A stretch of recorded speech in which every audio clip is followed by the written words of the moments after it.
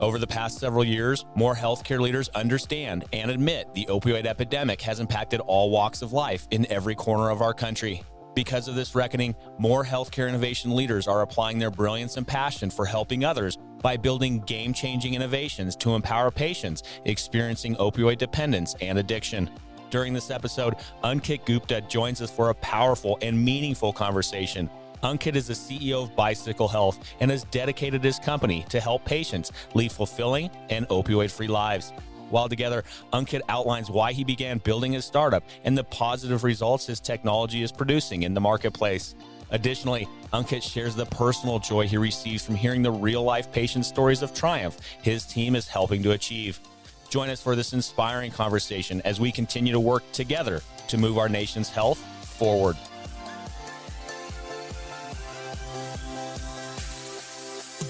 Welcome to Passionate Pioneers with Mike Biselli, where we highlight and speak with the innovators, the game changers, and the pioneers who are deeply passionate and relentless in solving the problems our world is facing today.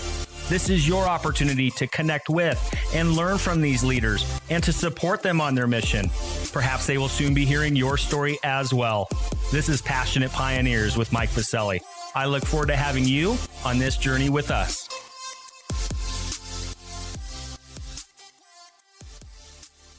Ankit, welcome to our podcast. It's an honor to spend time with you today. Thanks, Mike. Glad to be here. Well, I'm really looking forward to learning more about your passion to create patient-centric experiences that can deliver high-quality outcomes at scale, why you launched Bicycle Health, and the results you and your team are experiencing with the patients you serve. Before we dive into this and very important work, a bit of housekeeping. While listening to any of our episodes, please take a moment to visit passionatepioneers.com in order to share your feedback and ideas. Simply scroll to the comments section at the bottom of each posted episode. And lastly, please take a moment to subscribe to the podcast so you will automatically receive episode updates in your podcast player. Simply search Passionate Pioneers with Mike Biselli in Apple Podcasts, Spotify, or wherever you listen to your podcast. All right, Ankit, it's almost time for our community to learn how Bicycle Health is helping patients lead fulfilling and opioid-free lives. But first, let's take a moment to break the ice a bit so we can get to know you personally. I'm going to randomly select one question here. Okay, we're going to talk about what you love to do outside of work. What's that one hobby? What's that one passion you have outside of building Bicycle Health? Wow, this might sound a little funny, but I love making coffee.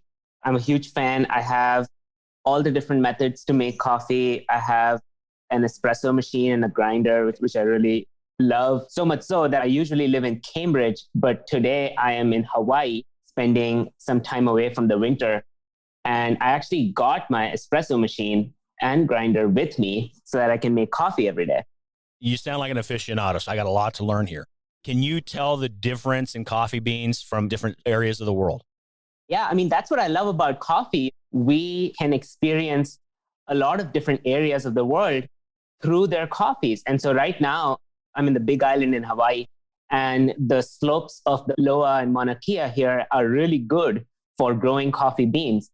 I'm able to discover a lot of different roasters, a lot of different farms here. It's quite unique. The coffee here has a lot of this sort of tamarind sour taste in addition to having the sweetness that you usually get with really good coffees. There's a lot of fruity flavors here. It's actually very different from some of the other coffees I've tasted from Costa Rica or Mexico. Every region is very different, but I just like the meditation you get every morning. You're making that cup of coffee, you're making really good espresso, you're steaming milk, and you're making patterns every morning. It's just very satisfying just to make the coffee, let alone drink it as well. Absolutely. Now, I'm going to probably ask a little bit of a contentious question and might fire up a little bit of debate, but that's okay. I'm going to have you put a stake in the ground and see where it takes us. Where's the best coffee from on the planet? Oh my God. So I'll tell you what the best coffee roaster is that I've found. That is Sightglass Coffee in San Francisco. Hands down, amazing. Anywhere we travel in the world, we actually take Sightglass with us and we beg them to ship their coffee to us. They're amazing. And I particularly like their Honduras blends. I don't know why, but they get really good beans from Honduras. I would have to say Honduras has really good coffee, but Honduras and Sightglass, amazing combination. All right, so our friends out in the Bay Area, Sightglass Coffee it is. The stake is in the ground. Ankit, thank you for sharing that. I'm a big coffee fan as well. Not as much of an aficionado as you. I have a lot to learn. I mean, we could probably record an entire podcast just around that, but thank you for sharing that one love you have outside of building your company.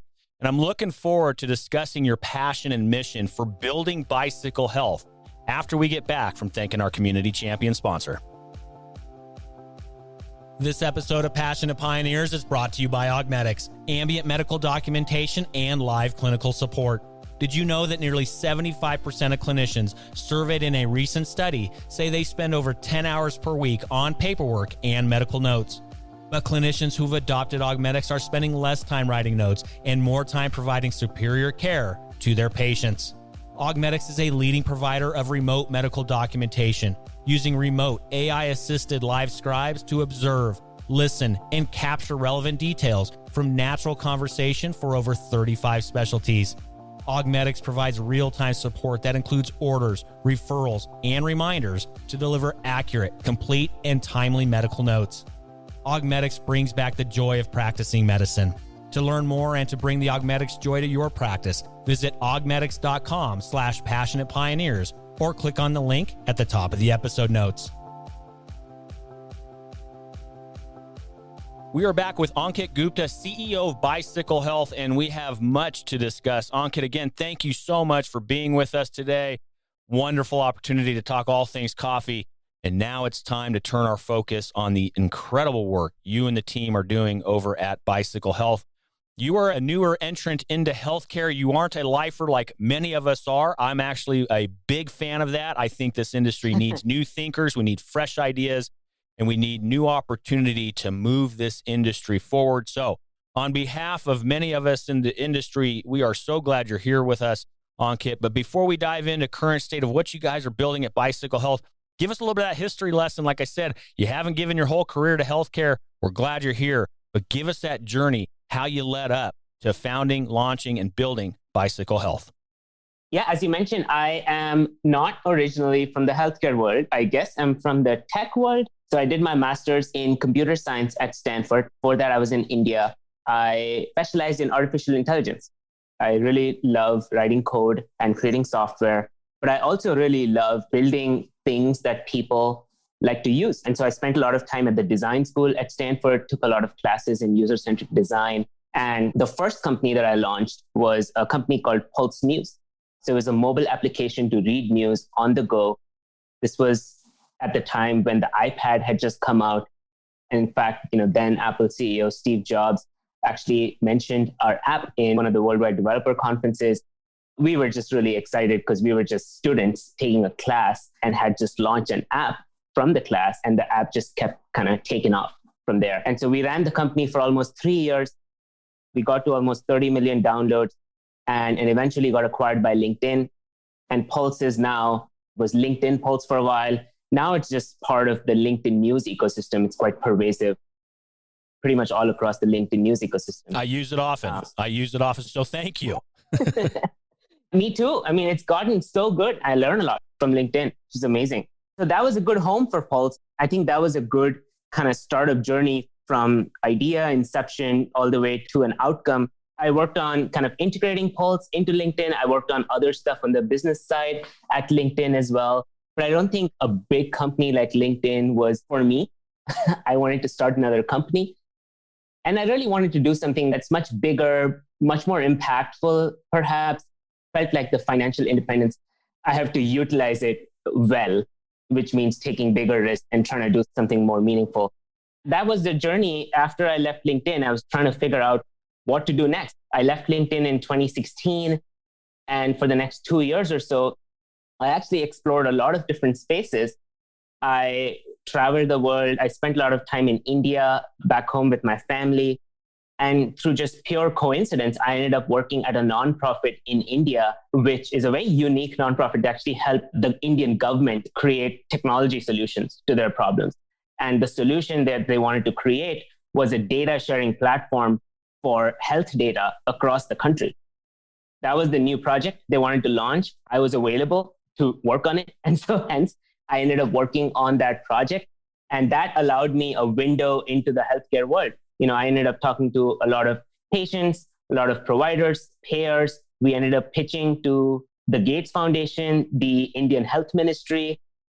And just in a few months, I learned a lot about healthcare. And I think what was obvious to me is in a country like India, there is no way we can hire enough doctors to have high quality healthcare for every one of the 1.4 billion or so people. Technology has to play a much, much greater role in standardizing outcomes, in decreasing costs to make it affordable, increasing efficacy, improving the rate of research. Technology has to just play a much bigger role than it is today. And that's not just true for India and a developing country. It's also true for many pockets of the developed world, many pockets here in the US.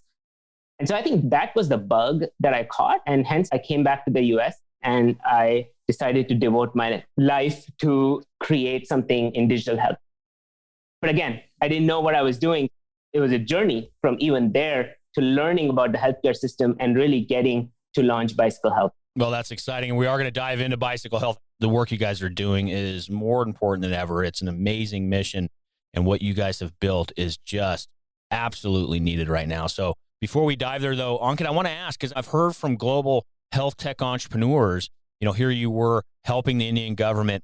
You see a lot of the same problems and the patterns of the issues at hand for healthcare. Yes, each country, each region of the world may have their own little specific kind of type of system. But did you see some fundamental problems, what was happening in India, also happening here? And did you see some of those needs that you guys were exploring on building in India that also needed to happen here in the US? Absolutely. Here's an example. India doesn't have great health insurance. So people actually pay for healthcare out of pocket most of the times. And so hence the problem is a poor person in India can pay very little for healthcare. So how do you give a poor person in India high quality healthcare as good as a rich person can pay for it? That same problem exists in the US, except the patients don't pay for it themselves. The payers pay for it. So a Medicaid plan in California pays $20 for an appointment. So how do you provide California patient amazing healthcare as good as patient on United, where United pays, say, $70 or $80 for that same follow-up appointment? That's just one example of how can you make high quality healthcare affordable so that regardless of socioeconomic differences, everyone gets access to the same high quality care. Yeah, I couldn't agree more. And so, Ankit, here you are. You come back to the States, you dedicate yourself, you're going all in healthcare and innovation, which, again, we're so glad you did. And you start having a vision around Bicycle Health. And to set the stage, Bicycle Health is a digital clinic to help people free themselves from opioid dependence. How did that specific niche and need in the industry come into focus for you, and then you wanting to build a company around that specific need? How did that all come together? I didn't know much about healthcare and I really wanted to learn. And so I ended up working with a friend of mine who has pain clinic in Marin in California. So he's an anesthesiologist out of UCSF. And he was gracious enough to allow me to hang out at the clinic. And so I ended up shadowing him. I ended up meeting a lot of patients there. And I ended up just learning a lot about how the healthcare system works in that area. And I saw a lot of patients there who were on high dose chronic opioids. And they were there for their pain management issues, but also to get off of opioids. And they were actually at the wrong place. The pain clinic helped them procedures and surgeries, but didn't really help them overcome opioid use. The opioid epidemic was in the news, and I saw a lot of the lawsuits happening, and that was very theoretical at that time. But when I really met those patients, and the patients there were just regular, everyday people. They could have been my dad, my mom, my grandma, a friend who broke her leg while dancing and got prescribed opioids and suddenly got dependent on opioids. It was sort of the same journey I heard over and over again, where someone had a pain episode, they got an opioid prescription, it got out of hand, and now they can't get off of it. Or someone had a surgery, or someone tried it at a party and it got out of hand. It was completely unintentional. And then when I looked at the data, I was shocked that if you get an opioid prescription for 30 days, chances are you'll keep using opioids 40% chance after a year. So 40% of people who get a 30-day prescription will continue using opioids after a year.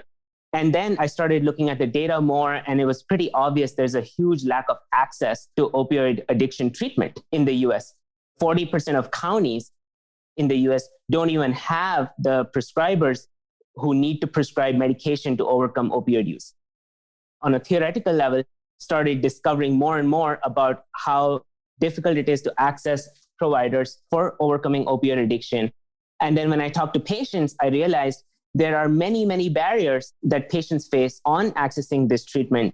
One of the biggest barriers is stigma. These patients would never actually go to an addiction clinic or a rehab or some sort of outpatient clinic because they don't want to be seen as having an addiction or being in a place that treats addiction. That stigma is very powerful. There are a lot of other healthcare kind of systemic issues as well. And the sum of all of that was I felt pretty strongly about the power of telemedicine in solving this problem. Telemedicine could actually reach people at their homes when they need it. It would be so private and confidential that the stigma would be a non-issue. It could make it convenient, affordable, and those patients could really get the help they need to overcome opioid use. And the fact that an amazing medication exists and an amazing modality called medications for addiction treatment exists that is actually proven and that can be delivered over telemedicine, because that already exists, I was fairly confident that we can actually take that, port it over telemedicine, and increase access to high quality opioid addiction treatment through that. And so that was kind of the evolution from being inside a pain clinic to launching a full stack digital health clinic for opioid addiction treatment, which we did in early 2019. So we started seeing our first patient in 2019. So exciting, so powerful. And there is such a huge lesson in there that Ankit just shared for all of us entrepreneurs. I don't care if you're an aspiring entrepreneur or already in the deep end of the pool building your company. He put the boots on the ground. He went out there. He went and studied the problem. What was the need, as opposed to building a technology and then trying to find a home for it? What's the need in the marketplace? That's exactly what our entrepreneurs need to be doing. Put those boots on the ground, get out there, hear from your customer, hear the pain points, and deliver the solution that's needed. So Ankit, bravo, and telling the story of how this vision for Bicycle Health came to be. So let's go there. You mentioned you started seeing patients in 2019. You gave us a little bit of understanding of Bicycle Health, maybe that quick elevator pitch. And then let's also talk about some of the finding. What are you delivering in the marketplace? What are some of those success stories? Would love to hear all of that as well. Absolutely. Our model is based on something called medications for addiction treatment. So we help the patient overcome problematic opioid use, which means we help them stop taking their opioid of choice.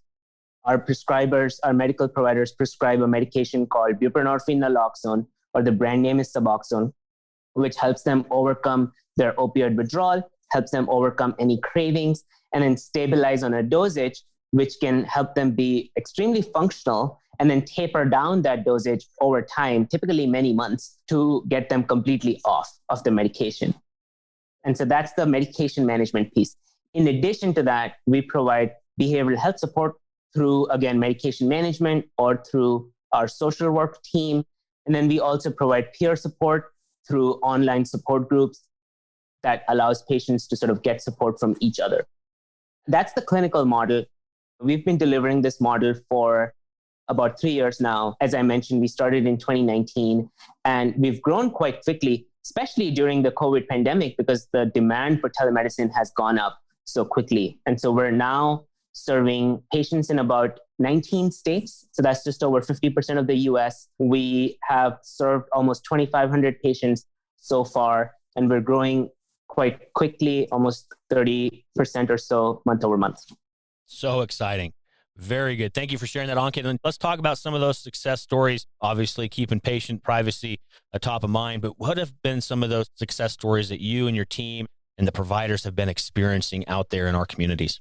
That is the best part of my day. Every day I hear so many amazing stories from our patients, and I wonder how that's even possible, or how can such a small kind of intervention really help someone so deeply? I mean, every day we hear stories of people being able to reconnect with their children, getting their children back from CPS, their spouses accepting them back into homes because now they're in recovery. We see people in recovery, children being able to talk about this to their parents now, where in the past they might have had shame. We see a lot of elders openly talking about the kind of embarrassment or shame that they felt, which is now lesser, and they're able to deal with it better. People who just got out of jail, we're able to work with them and we're able to help them get a job and help them not go back to jail. I can share so many stories individually, but at a high level, we also have really good metrics to share it on a population level. One of the metrics we track is retention in treatment, because if patients are retained in treatment, that means they haven't relapsed or they haven't sort of gone back to opioid use. And our retention right now is pretty good. Almost 95% of patients are able to overcome problematic opioid use within the first week. So we provide them a lot of support, a lot of guidance, and a lot of tech-enabled operation support that allows them to sort of overcome their problematic opioid use very quickly. We provide a lot of support to keep them in treatment and keep them engaged. So by the 6-month mark, almost 53% of our patients, so over half of our patients, are still engaged in treatment with us. And I believe that's much higher than kind of the industry average. So powerful. Unbelievable. Let's talk personally for you. You talked about those personal stories of these patients that you're directly impacting.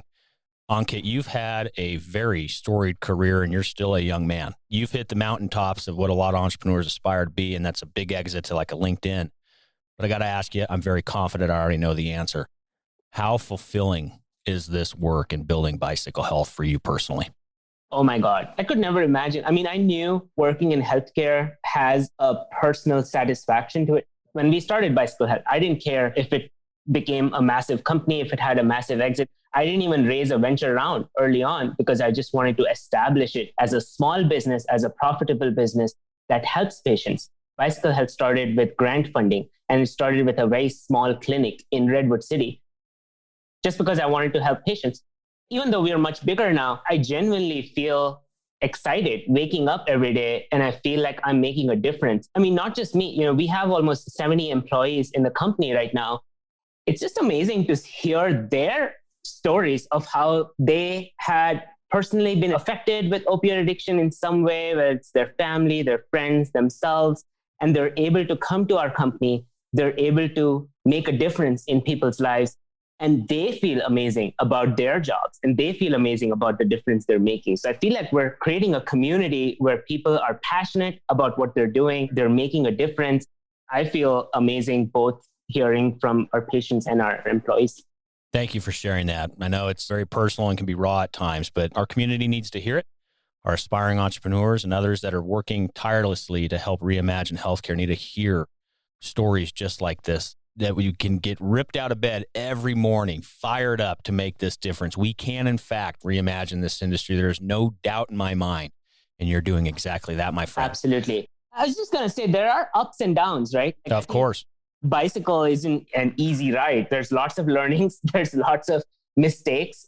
The healthcare system is so challenging that I think just trying to navigate the system as a business creates a lot of ups and downs, lots of things that don't make any sense. And I feel like that sense of purpose and passion is what keeps you going. So I would highly encourage anyone thinking of starting a company to start a company in the healthcare world, because that mission is hard to really get in many of the other spaces. Bravo. I couldn't agree more, my friend. That's exactly what I'm doing on the daily over here with my full-time job.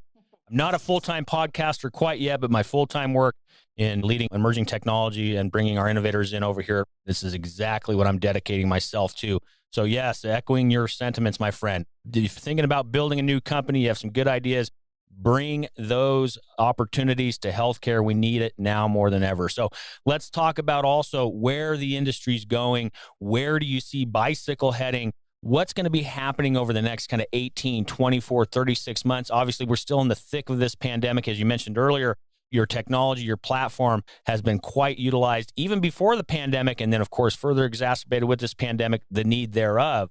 But as we maybe come out of this pandemic, and then just more broadly as we move forward as an industry and as a nation, where do you see things heading for our country, for the opioid crisis, where Bicycle Health is heading? Give us a little bit of that future state. Absolutely. I think the opioid crisis is a massive problem. We are just starting to chip away at it. What I'm excited about is we have recognized this problem. I think everyone is aware of the problem. And hence, I see improvements happening constantly at a really fast pace. And I see that pace increasing over time. And so I think I see communities recognizing this problem and banding together to figure out solutions. I see changes happening in the prison systems, in the drug courts, in prescribing practices of providers, obviously, in the way payers are dealing with opioid use and opioid prescribing in emergency rooms. And so that's amazing. I think that's what we need to keep doing more of. We need to keep this problem top of mind. We need to understand that the pandemic has only made the opioid crisis worse, in addition to other behavioral health conditions. And so I think keeping the opioid crisis top of mind in our day jobs is going to help us make a dent in this problem. I see that happening over the next 2 to 5 years, where over time, the opioid prescribing rates are going to come down. The rates of prescribing medications for addiction treatments are going to come up, and new models like ours will be launched and will be refined. Bicycle will certainly be doing that. But I think there will be other competitors in this space, which is actually a really good thing. This is a massive problem and we need all the help we can get. And hopefully other health systems will take this seriously as well and invest a lot in creating solutions for helping people with opioid addiction. I think payers, especially a lot of the behavioral health payers, should take this very seriously and actually should think about how to partner with companies like ours or create solutions themselves, whatever it takes. But I think over the next 2 to 5 years, I see a significant ramp in increasing the amount of treatment that is out there, the quality of that treatment. And I do believe a lot of it will be tech enabled. A lot of it will be telemedicine driven, because that's almost the only way we can reach patients where they're at. 40% of counties in the US do not have prescribers for buprenorphine. And hence, the only way to reach patients in those counties is through telemedicine. So I see telemedicine being a really big part of increasing opioid use disorder treatment amongst a lot of the other aspects of our society that we need to improve. And you mentioned a few moments ago, keeping this topic top of mind. I couldn't agree more. We need to take it out of the dark corners of our society, address it head on. We need to be doing that from every aspect of our community, whether it be healthcare leaders, innovators like you, community leaders. Anyone and everyone needs to be a part of moving our country forward in getting rid of this scourge. And so, speaking of keeping it top of mind, Ankit, how can our community be helping you? What's one problem, need, or question that you and the team are contemplating, or where we can be helping you with? Yeah, I would love to get help in lots of different areas. I think primarily in helping our patients pay for their treatment. So we are doing our best. The number of uninsured patients has gone up during the pandemic, and we are doing our best to decrease our self-pay prices as much as possible to get patients medications at a low price, to partner with companies like GoodRx or other discount coupons to actually help patients afford their medications at a low price. We're investing a lot in just helping decrease the price of treatment in order to allow patients to be able to afford, but it's still unaffordable for a large majority of the population. And so I would love to work with people, one, on the payer side, to be able to partner with payers and really figure out how to provide this treatment at a price that both the patient can afford and the payer can afford. And then I would also love to work with people on financial side, almost in thinking about how do we create the right kind of lending structure, or how do we create the right kind of financial instrument to help patients who might have lost their job during the pandemic, but are working on getting that job back. How do we actually help them continue in treatment and keep being able to afford our services? That's top of mind for me right now. We need to help patients as much as possible to sort of help them afford to stay in treatment, because the alternative is terrible. Well, I know we have community members, and I also have personal friends that are working in those exact arenas that you just described. So, of course, we need to be able to figure out how to get a hold of you to help you with exactly those needs that you guys are currently contemplating. So what are some contact points online, social media handles, websites, or otherwise? How can we get a hold of you? Yeah, absolutely. So my Twitter is open. You can DM me. You can follow me. My Twitter handle is Ankit. So that's Gankit. My email address is ankit@bicyclehealth.com. So that's my first name, Ankit @bicyclehealth.com. Connect with me on LinkedIn as well, if that's your platform of choice. I would love to connect with anyone and everyone who's listening to this podcast and is interested in bicycle, interested in helping us or working with us. Thank you so much. Excellent. And of course, you can find all those touch points over at passionatepioneers.com. We will have an entire post dedicated to this episode where you can find those contact points and leave any comments, questions, ideas, or otherwise for Ankit and his team. Again, over at passionatepioneers.com, or head down into your episode notes and your favorite podcast player, scroll on down and click on through to get a hold of Ankit and the team. So thank you for that, Ankit. We do appreciate it. One last piece, we're going to get you out of here so you can get back to building this game-changing company and touching all the lives that you guys are dedicated to. I fill in the blank. I'm a passionate pioneer because I want to make the world a better place. Powerful.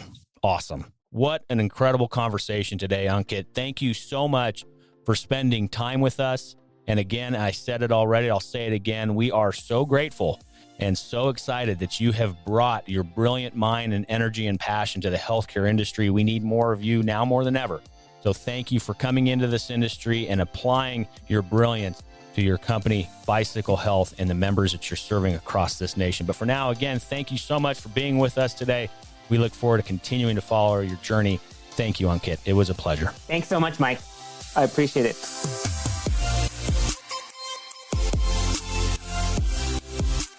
Thank you for joining us today on Passionate Pioneers with Mike Biselli. We'd love to hear your feedback about the podcast so we can continue to improve this community and to further support the pioneers being featured.